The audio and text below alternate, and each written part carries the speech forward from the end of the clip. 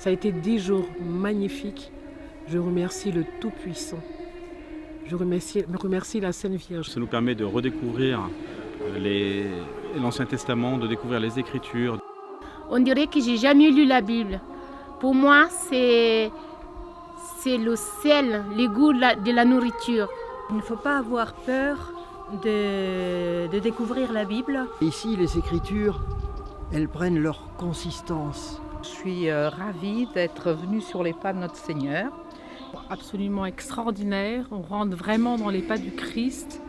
Pour rencontrer le Christ et pour rencontrer comment les Écritures parlent de lui. On est vraiment rentré dans un cœur à cœur avec Jésus. Marcher sur les pas de Jésus vous donne une puissance extraordinaire. Très riche, très enrichissant.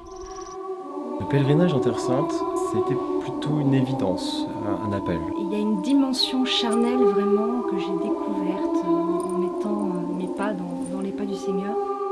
C'est ici en Terre Sainte qu'on peut vivre ce genre de contact, ce genre de prise de conscience. Moi, ce qui m'a le plus touché, c'est la découverte des pierres vivantes que forme cette Église du Seigneur. J'ai vraiment été rejoint par la douceur de la miséricorde du Christ.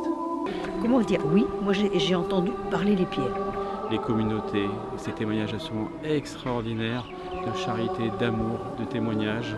Sur le lac de Galilée, oui, c'est une grâce de sentir cette présence. On verse beaucoup de larmes quand on est ici, des larmes de joie, des larmes de tendresse, des larmes de miséricorde, des larmes d'émotion. Difficile d'exprimer tellement ça a été quelque chose d'intense intérieurement. C'est fabuleux. Priant. C'est vraiment un grand bonheur. Dieu est là. Très émouvant. C'est une grande grâce. C'est pas possible, on peut pas venir ici et repartir indemne. On a découvert des gens qu'on connaissait pas. Il y a tellement d'amour qui se dégage. Venir à Terre Sainte, c'est remplir notre foi. Attendre la Pentecôte pour devenir des chrétiens debout, des chrétiens conscients du monde dans lequel ils vivent. Vous comprenez ce que Jésus a pu vivre et souffrir. Entre paroissiens à Rueil, on a l'immense privilège de bénéficier d'un guide, d'un exégète en herbe, d'un grand professeur capable de rendre simples des mots justes sur l'Évangile. Voilà, quelques jours sur la terre du Christ et la terre de la révélation, c'est toujours une grâce absolument incroyable parce qu'on découvre les sites, les lieux, ces endroits dont on a entendu parler parfois depuis qu'on est tout petit par l'Évangile. Voilà, mais là, en fait, c'est non seulement toute notre lecture de la Bible qui prend des couleurs, qui prend des saveurs, des odeurs.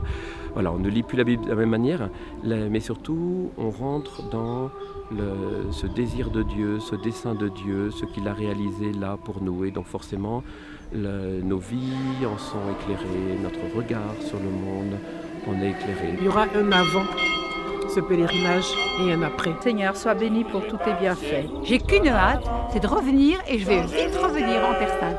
Avec Rueil, partons en Terre Sainte. Vivez en homme nouveau.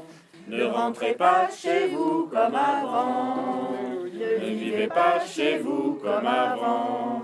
Changez vos cœurs, chassez vos peurs. Vivez en homme nouveau.